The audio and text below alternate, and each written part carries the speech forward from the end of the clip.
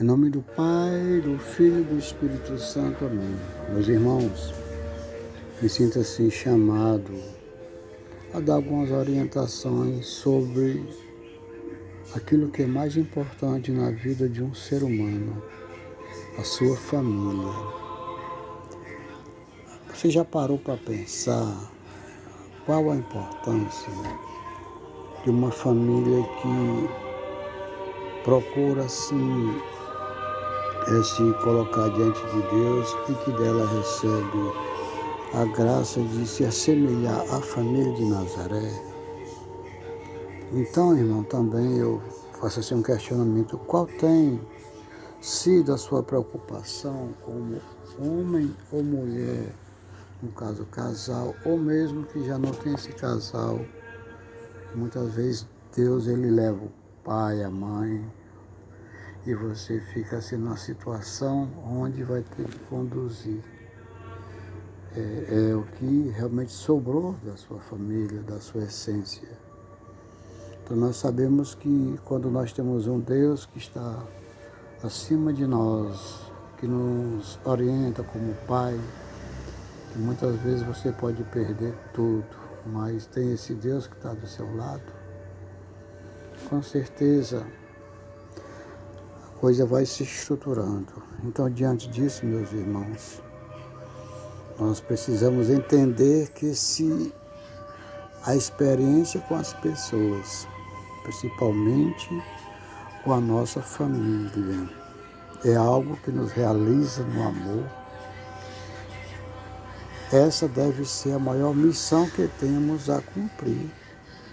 Aliás, é a nossa vida, é o sagrado que nos envolve. O grande dilema que trazemos é que nos preocupamos mais com o complementar do que com o fundamental. O amor deixou de ser a base e ficou no segundo plano. Ou seja, muitas coisas que não têm sentido na nossa vida, elas passam a ser algo importante, mas na verdade não é. São forças destrutivas que aos poucos vêm corroendo, assim como um rato destrói uma peça de roupa, destrói algo que está dentro da sua casa.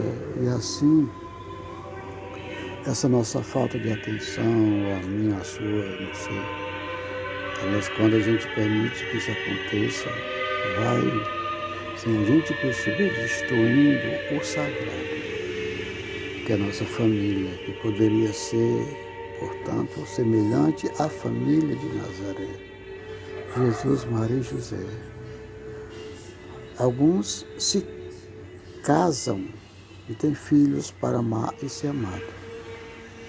Porém, com o passar dos anos, isso vira um pequeno horário na agenda.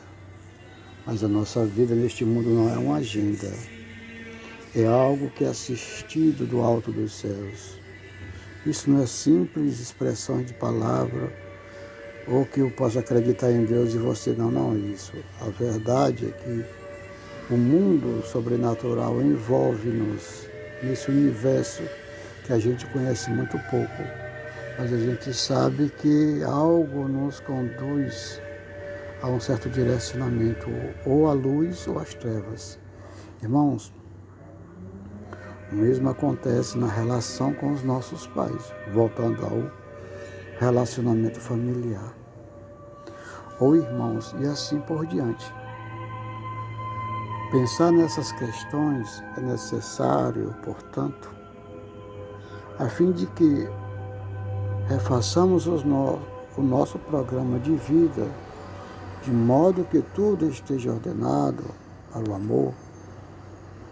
Não me refiro a um amor de faz de conta,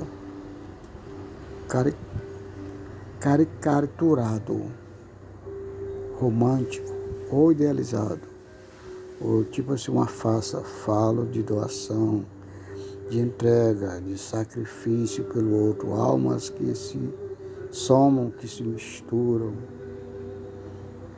Para começarmos essa reprogramação, reflitamos sobre alguns caminhos possíveis. Vou aqui citar alguns. Primeiro, dá tempo de qualidade. Mesmo em meio a uma agenda cheia, se dermos ao outro a atenção que precisa, já seremos um canal para a ação de Deus em sua vida. E não sempre necessária, tarefas altamente elaboradas.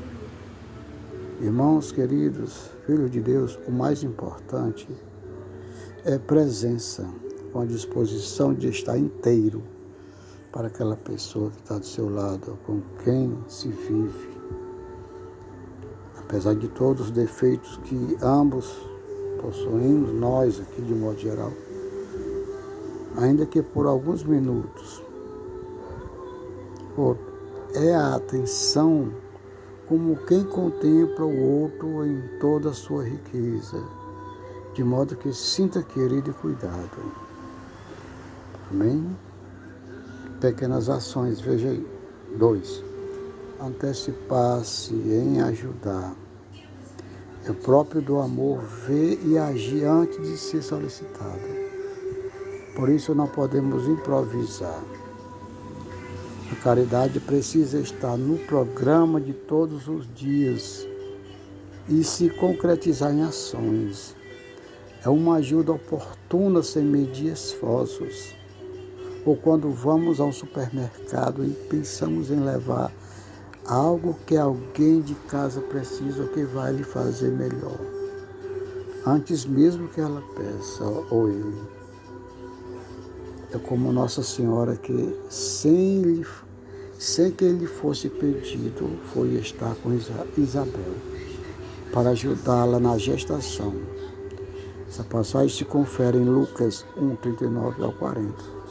3, o terceiro no caso, rever a agenda. Se refizermos a nossa agenda ou se passarmos a ter uma, podemos colocar nela o tempo e o planejamento de coisas que podemos fazer em ou para a nossa família. Para os pais, horário com os filhos precisa estar agendado todos os santos dias. Ser paciente e também amar. Estamos indo para o quarto ponto. Quarto, ter paciência com o tempo do outro. Muitas vezes queremos que nossos familiares, alguns deles idosos e crianças, façam tudo no nosso ritmo, com a demora. Perdemos a cabeça e algo que deveria ser prazeroso se torna penoso. Neste caso, a virtude da paciência é um bom sinônimo de caridade. Temos que exercitá-la. Quinto ponto, colocar amor em tudo. Nossos gestos, palavras e atitudes precisam ser permeados disso, a fim de que o outro perceba que são amados. Em alguns casos, as preocupações nos fazem agir com dureza com os que partilham a vida conosco, e isso também atropela o amor. Esse seria o início básico para viver a vida, tomando posse do nosso caráter de imagem e semelhança de Deus. Que Ele mesmo nos inspire a existir com mais significado e plenitude. Amém, meus irmãos? Então que Deus, assim, nessas simples sequência de frases, até um pouco prolongadas, possamos ver que são nesses pequenos detalhes que nós alcançamos um progresso muito grande num relacionamento para com Deus. Porque a família, irmão, na verdade, é uma célula de Deus. A família é como um travesseiro que você, quando vai dormir, procura se apoiar para a sua cabeça. Aqui um exemplo para a gente entender melhor. Então, a família é o nosso refúgio. É ela que nos momentos difíceis de nossa vida a gente se une como querendo reunir força para enfrentar o obstáculo que de repente aparece no nosso dia a dia. Amém? Então, que essas palavras, que não são minhas, mas são, na verdade, palavras da igreja, possam nos fortalecer e nos tornar seres humanos semelhantes à pessoa de Jesus, à pessoa do nosso Deus. Como assim fora a família de Nazaré, Jesus, Maria e José. Um abraço a todos. Amém.